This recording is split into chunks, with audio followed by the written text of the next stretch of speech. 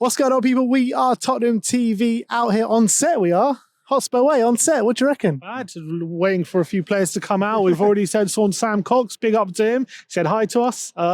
Waiting for Sonny. There's some people waiting for Sonny. People waiting for Richie. So we're not in the studio today, so we thought maybe we'll catch some players coming out while we do our updates. There'll be a few Easter eggs in the background here. What we're really for here is Sim's just hiding around the corners waiting for Ange.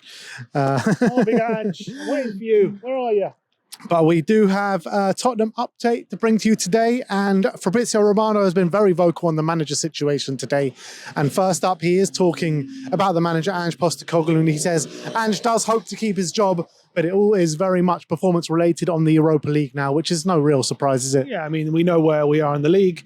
Nothing really is going to be acceptable in terms of where we finish in that position.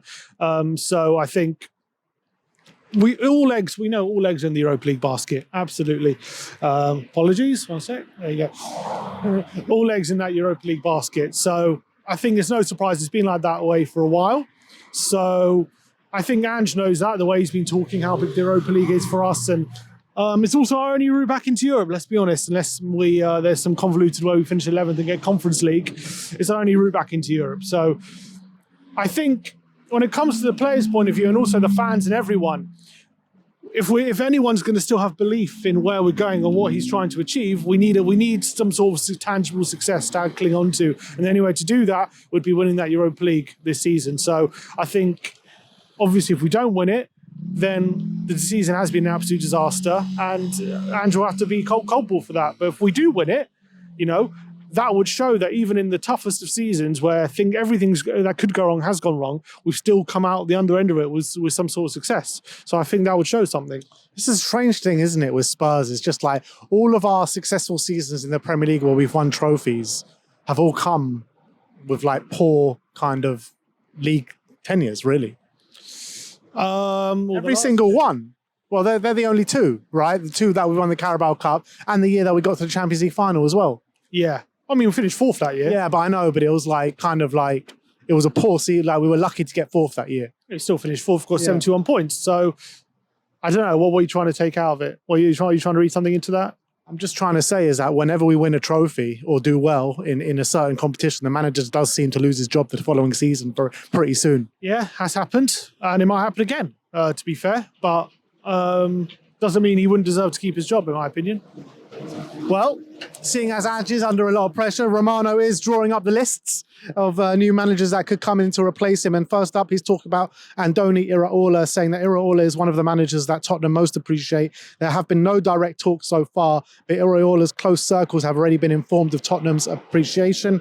Iraola has a release clause into his contract at Bournemouth, which is around 10 to 11 million pounds, and Spurs are already aware of it. Bournemouth don't want to lose their manager, so the clause could be an important factor. But we have heard in the past couple of weeks that clause probably won't be an issue for Spurs. I hope not. I think when it comes to a new manager and how much of a difference that can make, 10 million shouldn't really be a massive issue for a club like Tottenham who's making a lot of money.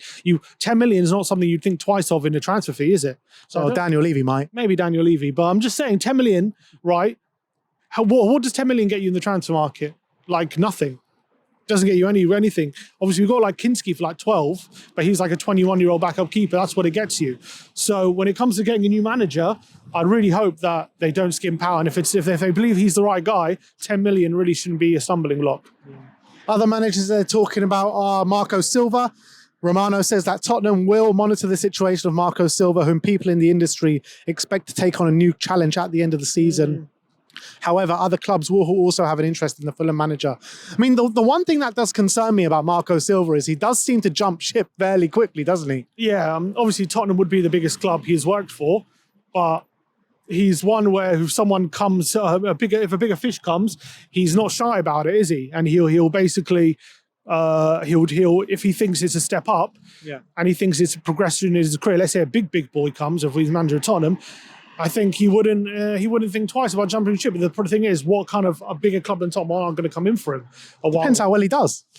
Yeah, but I guess depends on how quickly. But I don't think that would be a fear of me in the short term anyway. Maybe down the line if he does really well, but that would have meant he'd done really well. So I'm willing to go through that. I like Marco Silva. I do think there's a lot of question marks around him. I think he's done really well at Fulham, but Everton didn't do so well. Hull, he got relegated. Watford was, he did well, and then he kind of left after 6 months after calling a bit bigger club and not happening, and then the form really dipped.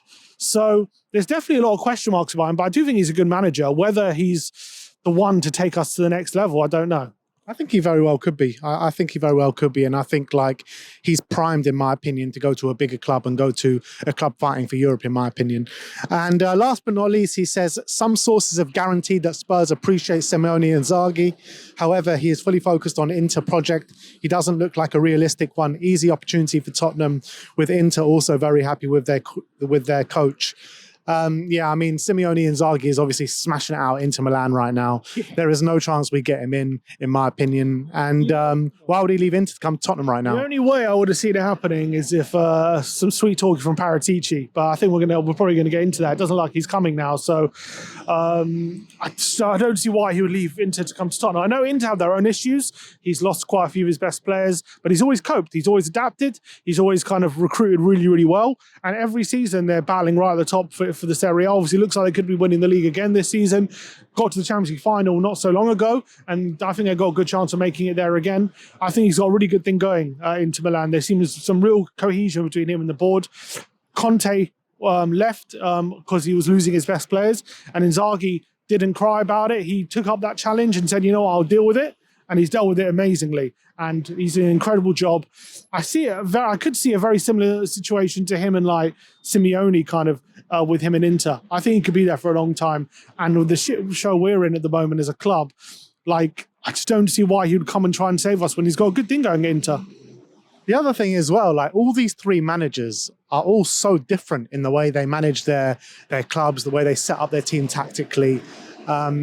Does it say to you, again, a bit of a mishmash of an approach of what Spurs are trying to go for? If they're all true, then 100%. It just seems like they don't know what they want. If all those targets are genuine, and it looks like we're looking at all of them, then it kind of says to me that we don't really know what direction we want to go in. That's a worry. Again. Yeah, we've had that problem before. Yeah.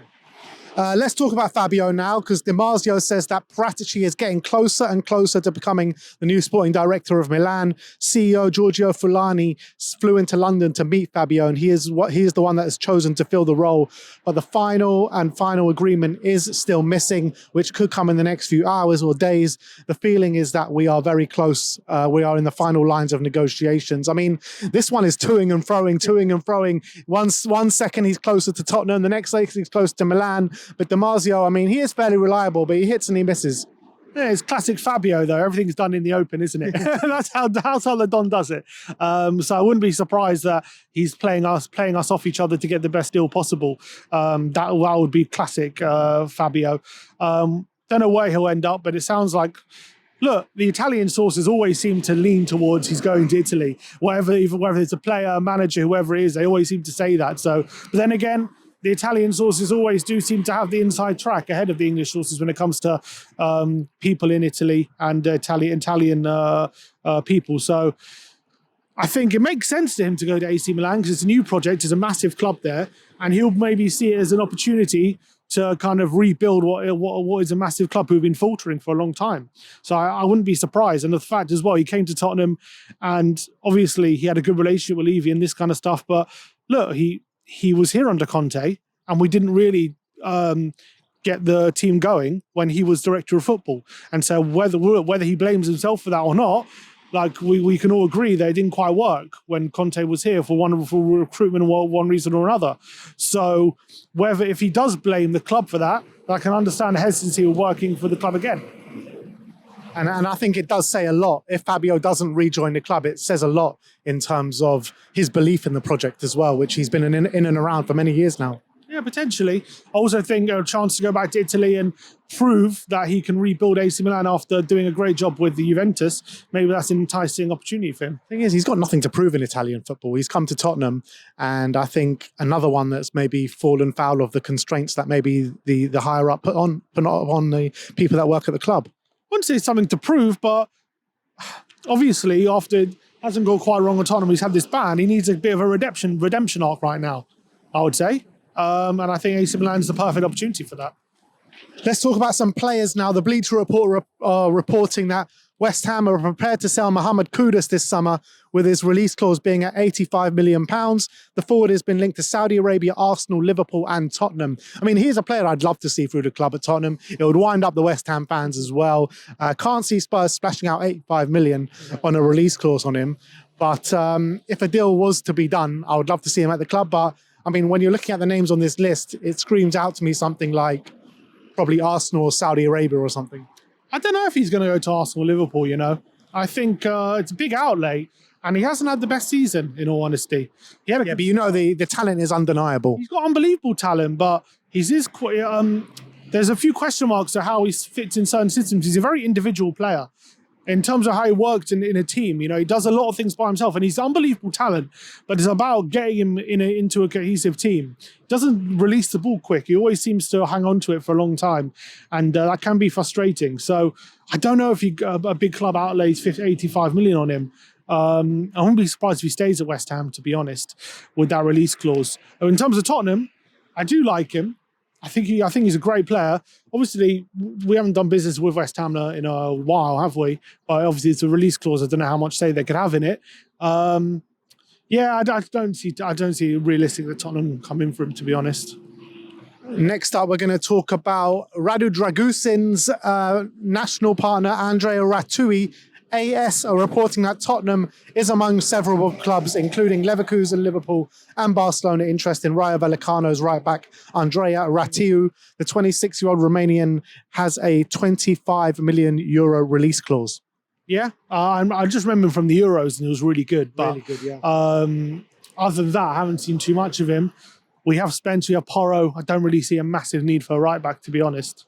Unless we see Spence as a left back and we want to sign another one, but I don't really see the point in that, to be honest. Yeah, I mean, I guess the point would be is to get a player that increases his sell-on value, like we've seen with maybe bringing in other players in the past. You could have a sense of bringing in him and having Spence cover the left side, or maybe even start on the left side, because even in the small minutes, I know he's only had small minutes on the right-hand side, but he has actually looked better on the left than he has on the right. Yeah, maybe that's how they see him, potentially. But I'm still not 100% convinced, although I agree. Maybe, but maybe he's just been so used to playing on the left for such a long time because the doggy's been injured, but... And players' positions, you know, they can change throughout the course of their career. Just because you're a right back one season doesn't mean in 3 seasons' time you'll still be a right back. You know, players can evolve. I absolutely agree with that. But I don't know if we're at that point yet where we can definitively say he has. But maybe. I think he's looked very good on the left, and in recent weeks he has looked better on the left than the right. But I don't know if it's time to now start planning to sign a right back. I don't know if we're there yet. Court Offside are reporting that Tottenham are planning to allocate more than £100 million to bring Cunha and his teammate Joao Gomez to North London this summer. What a window that would be. Fantastic. I don't see either of them happening. Cunha has a release clause of like 62 million. I mean, sure, Spurs would be able to do that. Yeah, I'd love Cunha. And I think the only problem is there's going to be a whole host of clubs really interested in him. I can see them being a lot more interested in Cunha than Kudus, to be honest, especially with that release clause and the season he's had and the player he is. I think he's much more of a fit in terms of like fitting into a system, many systems, and a Kudus, in my opinion. I love Cunha. I think he's a fantastic player. He's already mentioned how he's looking to challenge for big things. Whether that means he wants to join Tottenham or not. That means he doesn't want to join Tottenham. Is another thing. But Joao Gomez as well. You know, there's an interesting point there, because if we are going to move away from Ange, especially if I'm looking at how Iraola plays at Bournemouth, he would be perfect for that double pivot role where Christie and Lewis Cook play. And I think Joao Gomez could really fit in that kind of role. So if Iraola comes in, I can really see Gomez being a big possibility. Yeah, it's a good point. I love Joao Gomez as a player. I've been watching him really closely all season, along with Cunha, and I think these two are stars in the making, in my opinion. Let's talk about Richarlison. The Mail are saying that Spurs were approached in January window by Flamengo, who were keen to take Richarlison on in a permanent for £16 million deal or a loan. Tottenham would only consider a permanent deal and wanted around double the money that they were offered. Richarlison, for his part, is reluctant to go home to Brazil, believing it would make it hard to return to any of Europe's top leagues. On a more positive note, Richarlison will be returning to action next week for Tottenham Hotspur. Let's just hope we can stay fit for the foreseeable future. But in terms of Spurs' stance being they're looking for around 30 or just over 30 million for Richarlison this summer, do you think that's fair price? Unfortunately, yes, I do, because that's just the reality in terms of how much he's played over the last couple of years. And as much as he's been quite good when he has played, I don't think you could really demand much more than that, considering the risks of a new club buying him and his injury record. So I do think 32 million is probably around right, I would say, for someone with his current injury record. In terms of him being back from injury, that's great news. It was really unfortunate last time when he came back. It coincided literally the same day as, same week as Solanke got injured. So all of a sudden he went from... That's the way it works at Tottenham. It went from easing him in to kind of overplaying him immediately. Then he got injured, and now we're in the situation we are now. So hopefully he can stay fit, because I don't think he's going to be getting as much game time because he's going to be rotating with Solanke. So hopefully that can mean he can stay fit. But yeah, look, fingers crossed on that one. But I'm glad to have him back, and we're going to need him over these last 2 months. We're going to need all the bodies that we need over this Europa League run, that's for sure. And finally, Westerlo Vice President has been talking about Luca Vuskovic and was asked whether he'd like him to stay next season. And he says, that is a dream, but I don't think it will come true. Tottenham are very happy with the progress he's made here, and he will soon start preparing for a new season in London, which is music to all our ears. Yeah, which is very interesting. He's saying that, almost confirming that we're looking for him to be part of the first team next season and keep him around, which is obviously a big question at the moment, considering how good he is. I envisage we'll definitely keep him around for pre-season, have a good look at him and make a judgment then, especially with the new man. If there's a new manager as well, he's going to want to give everyone a fair crack. But we'll have to wait and see whether he's actually going to be part of our first team next season, or we send him out on loan again.